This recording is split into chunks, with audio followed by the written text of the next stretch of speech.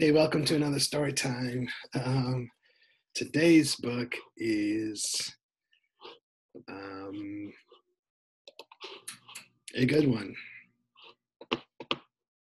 One of my favorites growing up when I read this for the first time. Um, it's a very controversial book. It's called Atlas Shrugged by Ayn Rand. Um, it's a very long book, as you can see here. It's very thick. It's one of those books that you might read once in your life. It's 1,000 pages, over 1,000 pages. So I'm going to try to condense the story, obviously, but we'll try to go fast, so try to keep up. First of all, let me tell you about the author. Her name is Ayn Rand, pronounced Ayn. She was born in Russia in 1905 and came to the United States in 1926, where she worked in Hollywood and wrote plays, produced plays, wrote in Hollywood. Then she wrote some novels and some nonfiction. Let's see. And we'll talk about some of the things she writes. This book is written in 1957, right in the midst of the Cold War. I think it took her like 10 years to write. She died in the early 1980s. And you can find, if you're interested in the story and interested in her, you can find interviews with her, especially in the late 70s and 80s. And she's a brilliant woman. Even if you did disagree with her philosophy, that's fine, but you can still enjoy, I think, her interviews. You can see some of the things she wrote early on. One of the plays she wrote in the 1930s was called Night of January 16th. And this is one of those plays that allows audience members to come up to a verdict on the story. A novella she wrote in 1936, it's much smaller than Atlas Shrugged, is about, it's kind of autobiographical about her.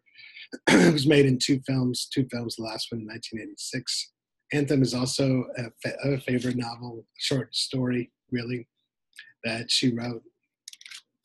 And really, like, her whole philosophy is against this idea of collectivism, that we judge and we all need to be working together and helping each other and all of that stuff. And it really comes from what she saw in her own life in Russia, and how that didn't work, how this concept of collectivism didn't work. And if you know anything about history and the purges of Stalin and the collectivization, with the capital C of Stalin, you can kind of see, how this has hurt her and her family.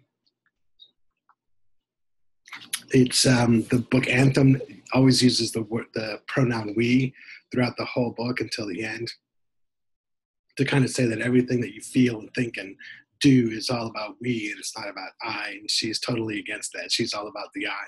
In fact, one of her nonfiction books she wrote was something called like The Virtue of Selfishness. And so she's all about that. She's all about selfishness, but in a different way that I think a lot of people who critique and criticize her novels and her philosophy, which is called objectivism, which I think we get to in a minute, don't quite understand that. It's not really exploiting. It's not about exploiting people at all. But yet it is really about the I, and it is about selfishness. And we'll get to that, what kind of selfishness that might be. She wrote her first big novel was called The Fountainhead.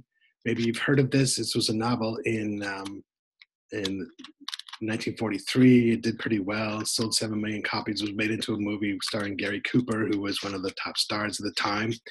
And it tells the story of an architect who was very original in his designs.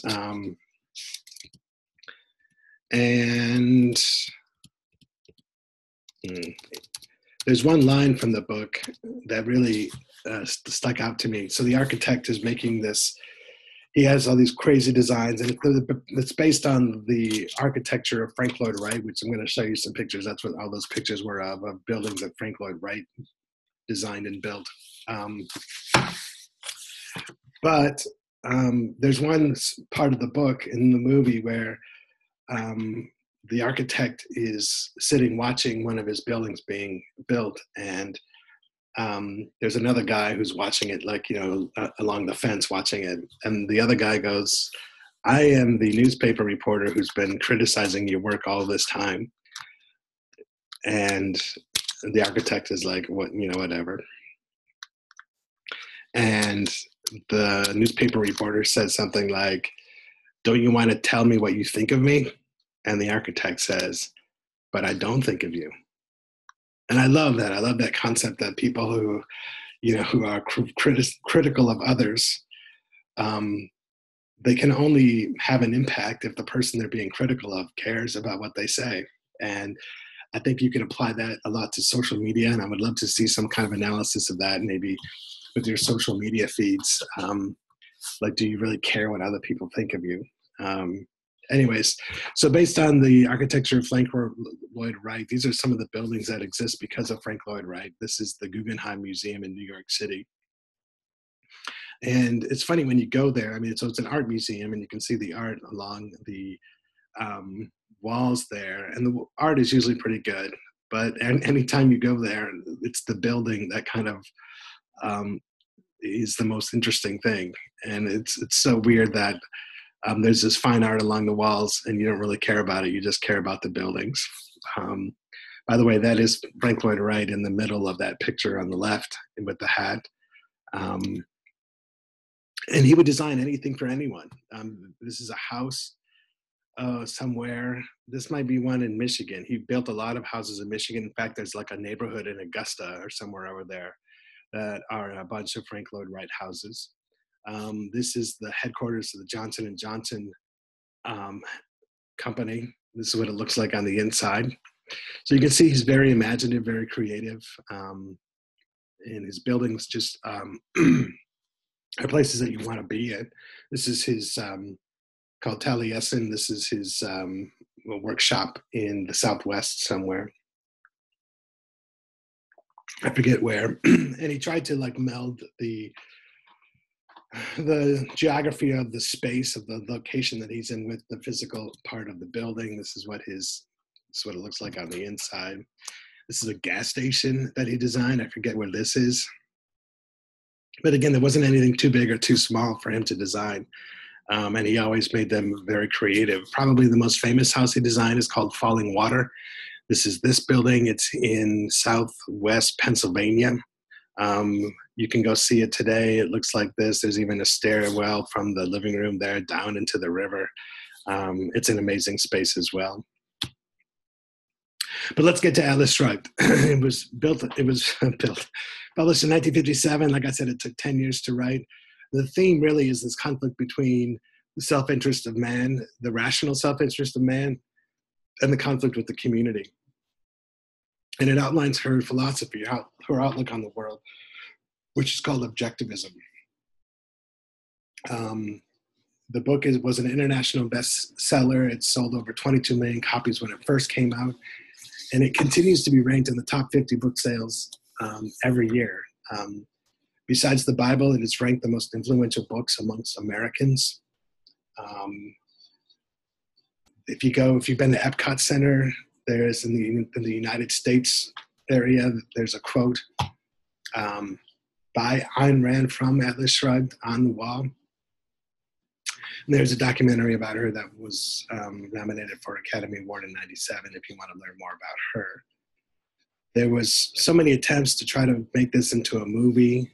Clint Eastwood thought about doing it. Angelina Jolie and Brad Pitt were going to do it. But it finally was made into 3 different movies because the book is broken up into 3 different parts. So it was made into 3 different movies, and they're all pretty horribly made. If you like the story, it tells the story pretty well, but it's the production value isn't very good and the acting isn't very good. But it does kind of tell the story pretty well.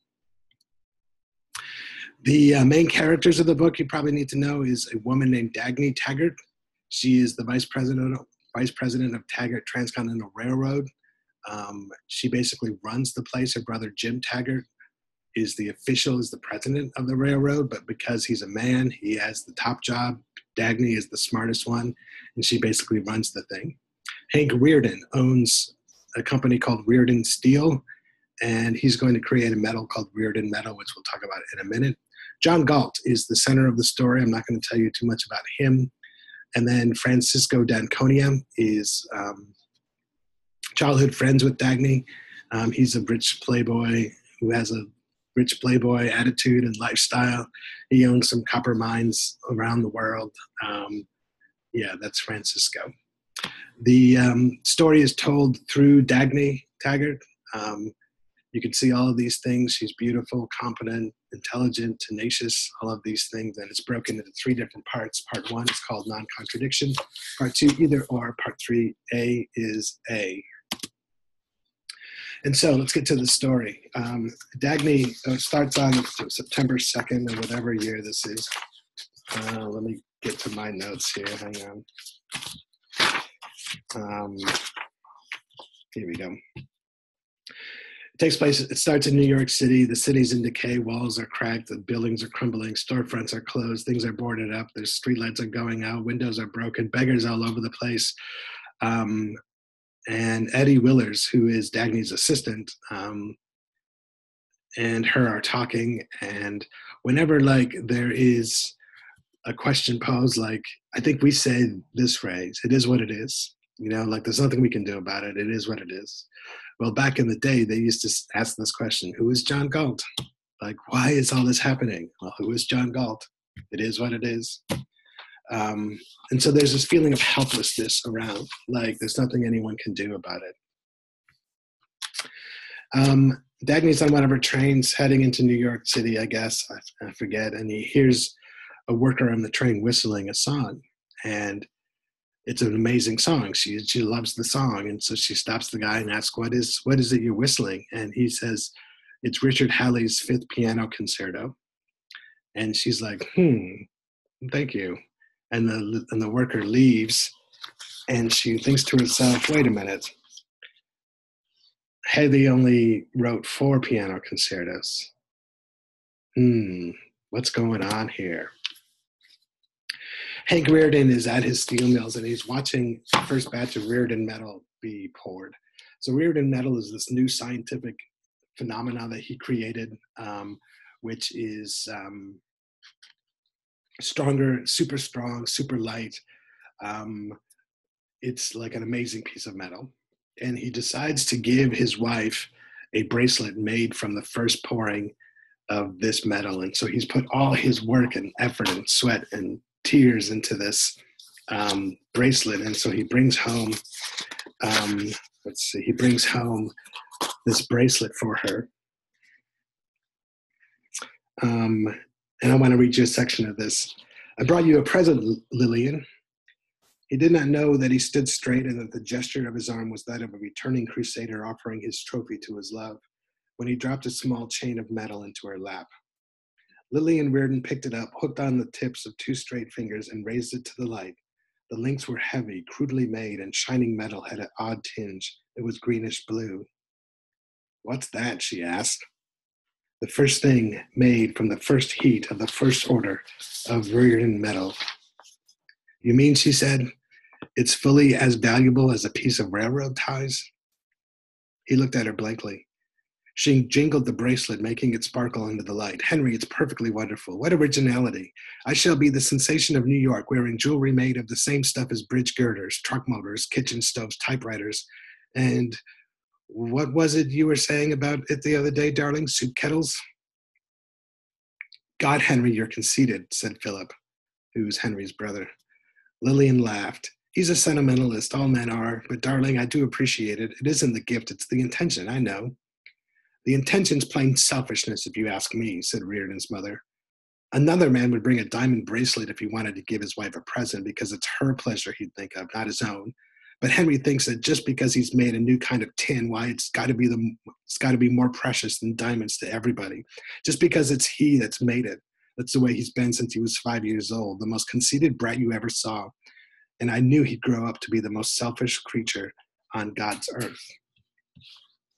So they don't really appreciate all the intelligence and the work and stuff that he put into this new metal.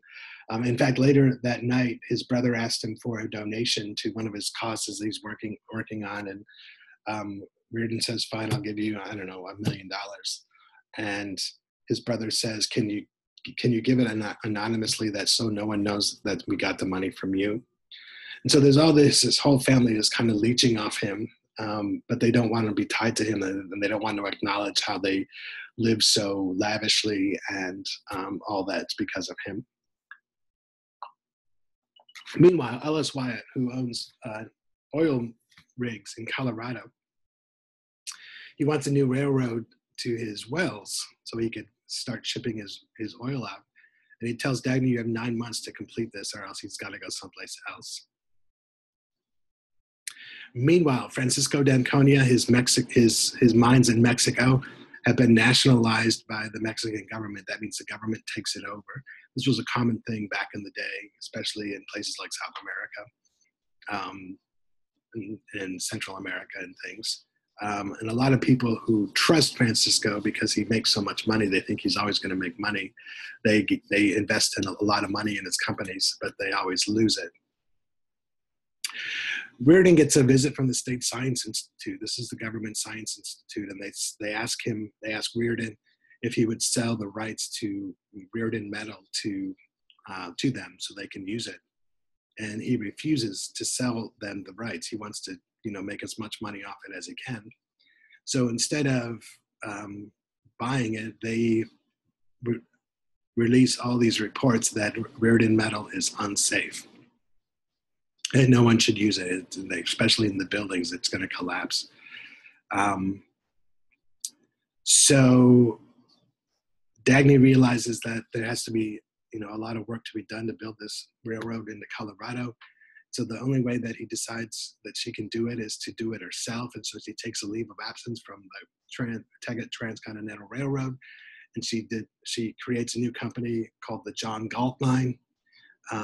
And she talks to Henry Reardon and says, can I use your metal, and we'll build a bridge, and we'll make this something special, even though everyone says it's unsafe, all this kind of stuff. Okay. So Dagny's on vacation in Wisconsin somewhere, and she hears stories about the 20th Century Motor Company, and she visits the ruins of the company and finds someone who says, oh yeah, there's a motor there that someone made that runs on electricity in the air, that static electricity in the air. But that's all she knows. There is no evidence of where this motor is or who invented it or all this kind of stuff. Let's see. So she starts to try to find who made the motor, and she finds different things, and she is driving around the country trying to find this stuff. Maybe she could use it in the John Galt Line, and she comes across this diner that she gets out and goes and eats. This is somewhere in Colorado, I think.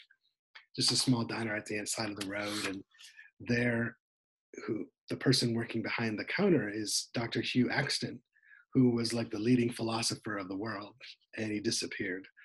And he's working in this diner. And she's like, what are you doing here? It doesn't make any sense. And he tells her that contradictions can't exist in nature. If something doesn't make sense, you better check your premises. You will find that one of them is wrong. So let's see, have they...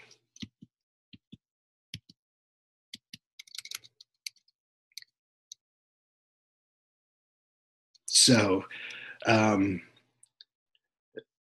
railroad gets built, the John Galt Line gets built, the bridge made out of Reardon metal is done. And the first run, they hop on a train and they zip. Everyone's afraid that the bridge is going to collapse when the train goes across, but it goes right across, and it's a beautiful bridge, and everything works out well. And Wyatt is making lots of money, and the John Galt Line is making money, but nobody else is. And so the government steps in and puts in some new regulations. And instead of like allowing people to sell the things that they have for the highest price, they require that everyone has equal output so that everyone can get a fair share of the profits. And so, like, if 100 billion barrels of oil are bought, every company that sells oil has to sell the same amount so that everyone gets a fair share. even though Wyatt has found like a better way to cheaply get oil out of the ground or something. And so Wyatt is going to have nothing of this, and he blows up his oil rigs in Colorado. And there's a big flame, from the oil rigs shooting out of the sky, and it becomes known as Wyatt's torch. And he leaves a sign, Wyatt does, that says, "I'm leaving it as I found it. Take over. It's yours." And that's the end of part 1. So part 2 starts, and the State Science Institute still needs rare earth metal for a secret project called Project X. We don't know what Project X is really, but we just know it's a secret project that the State Science Institute is working on, and they really need rare earth metal to do it. And so they decide they're going to take it by force. And we'll get to that in a little bit later. We also find out that there's a destroyer. Dagny calls this person the destroyer. It's someone who's going around and finding people like Wyatt, like Hugh Axton and other people, and taking them out of the world. Like they just disappear. And no one knows who this is or why this is happening, but it's happening more and more and more. Meanwhile, Jim Taggart gets married to a very simple girl. She was like a clerk at a drugstore. Her name is Cheryl. So they get married, and they have a big wedding and a big party, and everybody's there. And somebody says, "Oh, money is the root of all evil." And Francisco d'Anconia hears this, and he's at the party, doing this playboy thing. Always has women around him and money and all that. But d'Anconia hears this, and he gives like a 10-page speech in the book about, is money the root of all evil? I'm just going to read you the first paragraph. "So you think that money is the root of all evil," said Francisco d'Anconia. "Have you ever asked what is the root of money? Money is a tool of exchange which can't exist unless there are goods produced and men able to produce them. Money is the material shape of the principle that men who wish to deal with one another must deal by trade and give value for value. Money is not the tool of the moochers who claim your product by tears, or of the looters who take it from you by force. Money is made possible only by the men who produce. Is this what you consider evil?" And he goes on and talks about really the exchange of money is the exchange of value of a human being. And I want you to think about that. Like, think about the music that you purchase, or the cars that you buy, or the food that you make. And you give money to the person who made them for you. And like, I wonder if you could make that music. Could you make that food? Could you make that car? And so you're exchanging like money for their expertise and their hard work. And Francisco says this isn't evil. This is how free men interact with each other. Is that money is a symbol of the value of the human, and you should give it over freely if someone has something of value that would make you happy.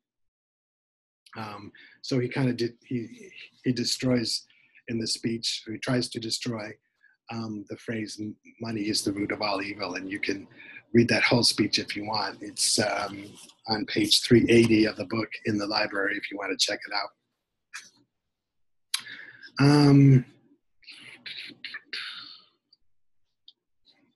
Let's see.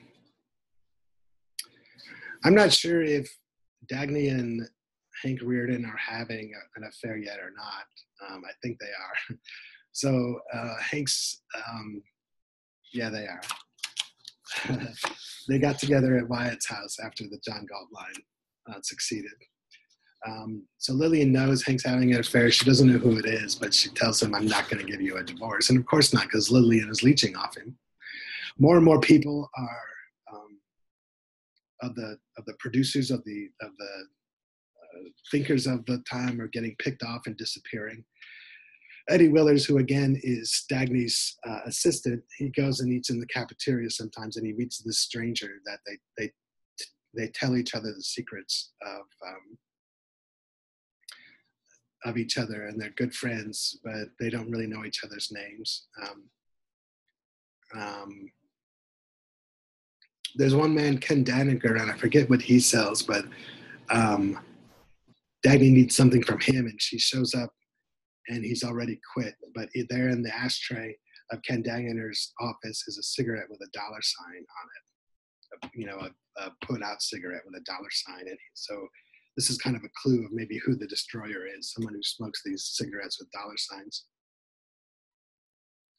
Anyways, meanwhile, the government puts Hank on trial because he won't sell Reardon metal, and he defends himself. He's found guilty, but of I don't know, not doing what he's supposed to do. But there's no sentence. The sentence is suspended because they know that the people are behind Hank Reardon, while the government doesn't really know what to do, and this is going to be a common theme. There's some party where Hank then confronts Francisco. So Francisco's out doing his party life and all that. He's losing lots of money. All his mines are losing lots of money. And Hank confronts him and he's like, what are you doing? Like, why are you living like this? You're wasting away. And Francisco says, this isn't real. This is all a show. I put on this show. This is not who I really am. Yes, I don't want to talk too much about Ragnar Daneshol, but he's a pirate. Another main character. He's out sinking ships out in the ocean and causing more people to lose money. Anyways, things are going downhill. There's food that's spoiling in the fields. Farmers are going bankrupt. Factories are shutting down. Bridges are closing. Things are just falling apart. The coal that Hank Reardon needs to make his Reardon metal has been diverted to other countries. The news, the government says nothing about the bad news. Top floors of buildings are being like closed off so they don't have to light or heat them. Yes, so things are getting worse. Let's see here.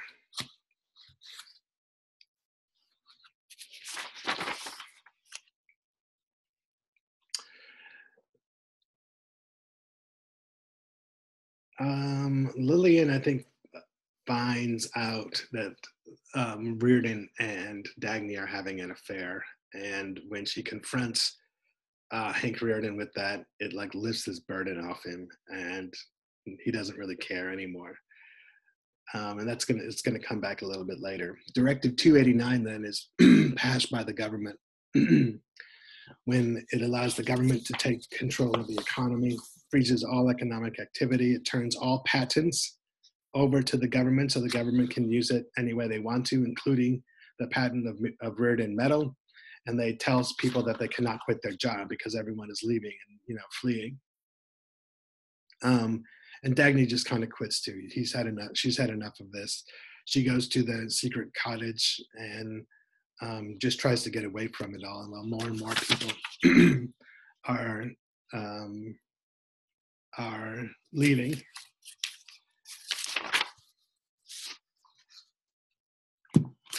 Let's see. Eddie then is talking with his friend down in the cafeteria and tells him that Dagny has left. She hasn't disappeared, but she's just left and gone to this cottage. Lillian says, if you don't give up your Reardon medal to the government, Hank, then I will reveal that you're having an affair. And so he finally signs the document that gives up Reardon medal, and that they get a divorce, and he promises that she will get nothing. On his way home, somebody stops him, and it's Ragnar Daneshol, that pirate I was telling you about, and Ragnar hands over to Hank a bar of gold and says, this is yours.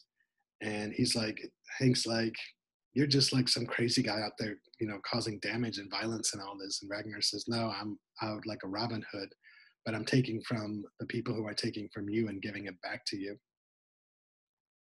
Meanwhile, in the Taggart Tunnel, out in the mountains somewhere, there is a military train going one way, full of weapons and ammunition and all that kind of stuff. And the other way is a passenger train, but because things have gotten so bad, they're using coal-burning trains instead of the diesel trains. And No coal burning trains are allowed to go through the tunnel because it causes all the pollution and the carbon monoxide or whatever. But it goes in anyways, and it makes everyone pass out, you know. And so the train freezes at the same time this military train is coming the other way, and the military train can't stop, and they smash together, and the whole thing blows up and collapses the Taggart Tunnel, and all these people are killed. Dagny is alone up at the cottage, and she gets a visit from Francisco. Again, there were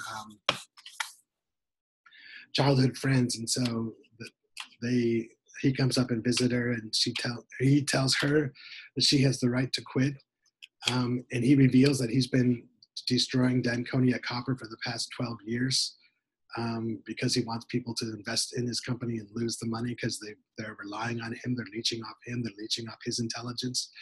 And so while they're there, they get the news that the Taggart Tunnel has collapsed. And so Dagny rushes back to try to deal with that. Let's see what else is important here. I'm not sure how I think she's back out on the road trying to solve problems, heading out to Colorado to try to figure out what to do with the Taggart Tunnel, when she comes across this tramp who tells her the story of the 20th Century Motor Company. One day, they got new owners, and they said that everyone at the company was going to be paid according to their need, not to their ability. And so people began hiding their talents and hiding their skills, and the company went bankrupt. And there was one worker there who says, "I will put an end to this. I will stop the motor of the world," adding more mystery to the confusion.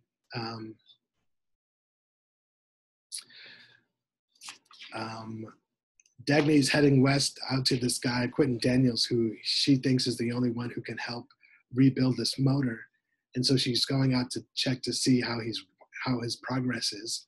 And just as she's landing, another plane is taking off, and Daniels is in it, and he's disappearing. He's trying to disappear. And so Dagny gets back into her plane and tries to follow Quentin Daniels. And there's like a plane chase, and suddenly Daniel's plane disappears, and there's a big flash in the sky, and her motor of a plane dies, and it's tumbling towards the earth. And as she's about to crash, she says, "Who is John Galt?" And that's the end of part 2. Dagny wakes up in Galt's Gulch, it's called. And the first thing she sees is a sun-streaked, brown-haired, green-eyed person whose face bears no trace of pain, fear, or guilt. And she asks, "What is your name?" And he says, "I'm John Galt." And John Galt picks her up and takes her into this little village. And all of the people who have disappeared from the world are in this little village living together. And it turns out that they had this like force field that protects them from planes and stuff. That's why she couldn't really see where the plane went, because it went into this force field and whatever. The only person who's not there is Francisco. We'll find out what Francisco's doing in a minute. But John Galt tells her that we are on strike against those who believe that one man must exist for another.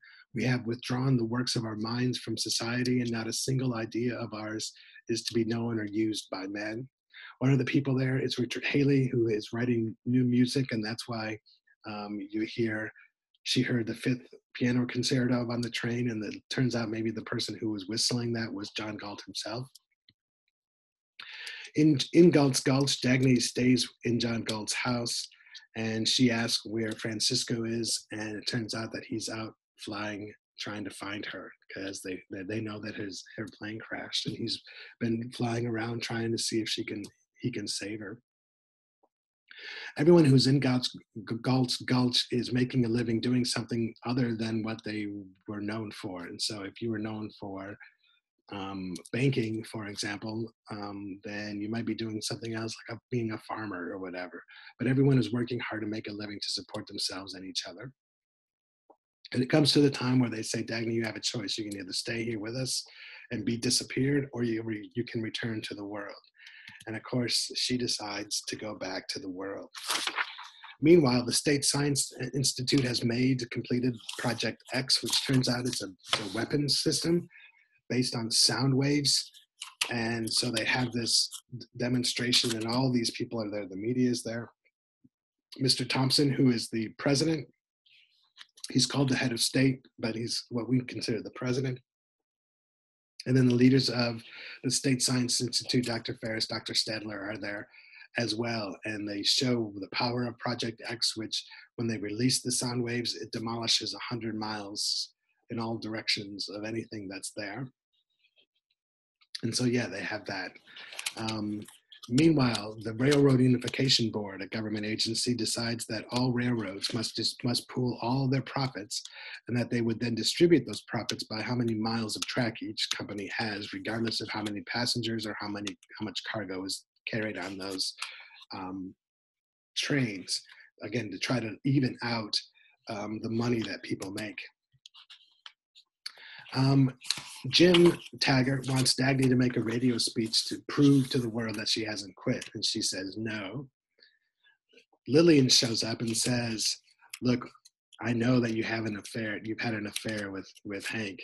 If you don't do this speech, I will reveal that you had this affair and you'll be made fun of and all this kind of stuff.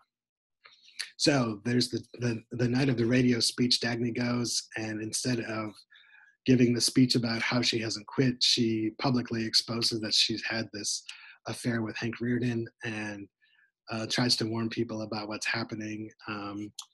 Afterwards, she meets up with Hank and she tells him that she did love him once, but now she's fallen in love with John Galt. Jim Taggart, that simple girl, Cheryl, his wife, leaves him because she recognizes the slime bag that he is. And Jim and Lillian hook up finally. Cheryl finds them and runs out and dies of exposure or something, I don't know. Danconia copper, meanwhile, has been nationalized everywhere. And one night, the whole mine explodes and it's gone. And the note that Danconia leaves is, brother, you asked for it. So all the money that all of these people invested, including the Taggarts, is gone. Because there's no copper, there's a copper wire shortage, and apparently trains need copper wire to run. And when a copper wire breaks in New York City, the trains stop. And so Dagny is there. If you remember, she's come back and she says, you know what, we can direct the trains by hand. So she gathers all the workers together and she comes up with a plan that people are going to like walk ahead of trains with lanterns or whatever. And one of the people that's there is John Galt, who has been that secret person that Eddie Willers has been confiding in all this time. It's been John Galt. He's been using a different name, working for Taggart Transcontinental the whole time. And Dagny sees her and they get together, if you know what I mean.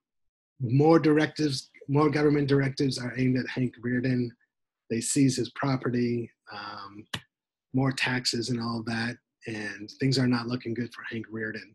He gets a call from his mother, and his mother says that the government is taking our checks. And he's like, Hank was like, I don't really care. And his mother's like, don't you care what becomes of us? And he says, I don't.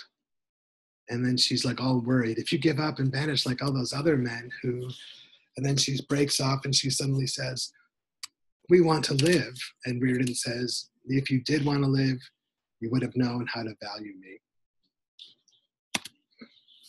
Okay, so now as the same unification that they did with the railroad, they're now doing with the steel industry. They said, continue to produce as much as you can. We're going to put all the profits in a common pool and distribute them evenly, regardless of who wants to buy your metal. So here's Reardon metal that everyone wants to buy now. And then there's the crappy metal that nobody wants to buy, but they're all going to be pooled. All the profits are going to be pooled together.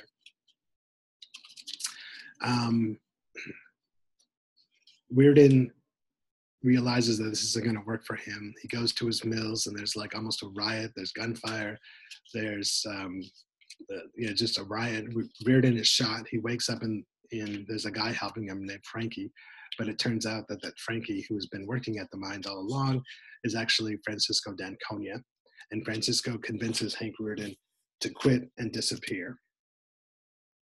On November 22nd, Mr. Thompson, the president, is going to give a big speech to assure the people that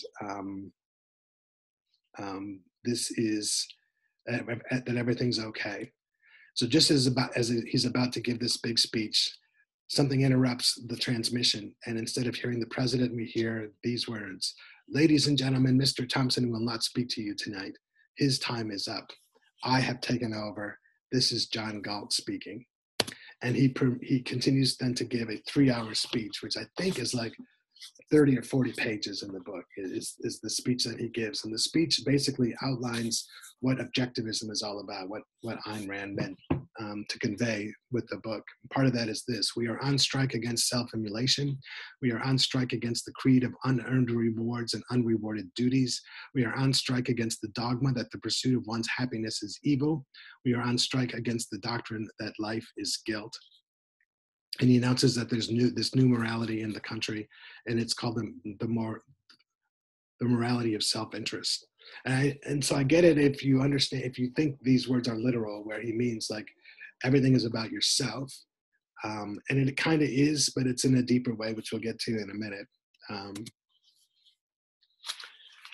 Dagny finds out that the secret person that Eddie has been talking to is John Galt. And so she looks in the payroll records and finds his address. He goes there. She goes there and meets with him, and she says, and he tells her that the motor that he's been working on, that's right, he's the one who invented that motor that runs on static electricity. The motor that he invented is in like one of the tunnels underneath the Taggart building in New York City, and they go and look at it, and on their way out, the soldiers have been following Dagny this whole time, and they arrest John Galt.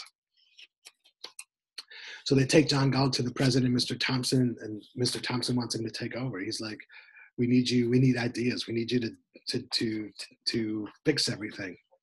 And Galt says he'll do whatever they tell him to do, except think for them. He says, when you force a man to act against his own choice and judgment, it's his thinking that you want him to suspend. You want him to become a robot. I shall comply. And so whatever they tell him to do, he will do, but he will not think for them and tell them what to do. Meanwhile, things are getting worse. Factories are closing. More of our farms are going bankrupt. There's violence throughout the country. And the president announces that John Galt is now on his team, and they've been working on a plan. And so John Galt is taken to a banquet room. He's in a tuxedo where he's going to announce the John Galt plan. Obviously, John Galt hasn't come up with this plan, but he's doing whatever the president tells him to do, like he said. And so he gets in front of the cameras, and instead of announcing what the John Galt plan is that someone else has written, he pulls like the coat back from the guards who are around him and show that they have guns on him. And he explains what's happening to him, that he's been kidnapped and has been held prisoner. Meanwhile, Project X is in existence, and in the basement of the State Science Institute, there's the control center for Project X. There's a fight over who should control it because there's a lot of power there. Accidentally, a lever is yanked and pulled, and 200 miles of a city and town and stuff collapse, including the Taggart Bridge, which is over the Mississippi River or something. And when Dagny finds this out, someone says, "We don't know what to do, Miss Taggart." And she finally says, "I don't know either." Totally confused about what to do next. Also in this basement of the State Science Institute, John Galt is being held, and he's being electrocuted, being tortured. And his torturers are like, "We want ideas or else." And while they're electrocuting him, the machine that they're using to electrocute him breaks. And John Galt explains to them how to fix it so they can keep electrocuting him. When he does that, the worker who's helping them electrocute him walks out and says, like, "I don't want anything to do with this." And at the same time, Jim Taggart breaks in, and Jim wants him dead. He wants to kill him, and he starts to like push up the electricity to try to kill him. But just then, Rearden, Francisco, and Dagny come to the rescue. They break into the State Science Institute, there's fights and gunfight and all that kind of stuff, and they break John Galt out, and they hop on their planes, and they're flying over New York City, which by now is dark because the lights have gone out. They can't keep up the electricity. And in the one plane is John Galt and Hank Reardon, and Galt looks up to Hank and he says, "Thank you for saving me." And Reardon looks back to him and says, "If you knew why I did it, no thanks would be necessary." And Galt says, "That is why I thank you." So this is kind of what the self-interest we're talking about, right? Hank Reardon didn't want to save John Galt because John Galt was John Galt, because he was a human being, and he was like giving charity. He wanted to save John Galt because John Galt meant so much to him. And so I think that's very powerful. So there is self-interest and selfishness in objectivism, but it goes deeper than like monetary and physical value. It goes to emotional and psychological value as well. Oops, that should say weeks pass. The strikers keep planning a strike, and John Galt says at the end of the book, he says this, hang on. He says, "The road is cleared. We are going back to the world." And that's how the book ends. So I want you to think about this, and as you analyze this, think about the role of the individual versus the role of the community. How much can a community ask of you? How much of your own individual identity should you keep? Should you pay, or should you value the things you enjoy? And if you value them, should you exchange money for them? And I'm thinking about all the music that people steal. And it drives me crazy how much that happens when they value you so much, but they refuse to pay for it, as if they deserve this music that people create that is of some value to them. Also, though, is there something to be said about being too rich? Can you be too rich? There's some people who have, billions of dollars, and there's no way that any human being could ever spend $1 billion. And so is that too rich? And there was one politician who says maybe we should have not a minimum wage, but a maximum wage. Who knows? So again, this book was written in the 1950s. I wonder if there's anything that could be applied to the world today. I provided links to you for some people who say that there is a connection to today. But I really am anxious to see your analysis. And if you have time, somewhere you can find the movies. You can watch those and see this whole story and more pan out. And I hope you, check out maybe some of our other books that are shorter. I don't expect you maybe to read Atlas Shrugged right now because of all your schoolwork. Maybe it's a summer read, or maybe you can find some of our other books like Anthem, or Anthem would be a good one. So thanks for watching, and if you have any questions, let me know. If not, I'll see you next time.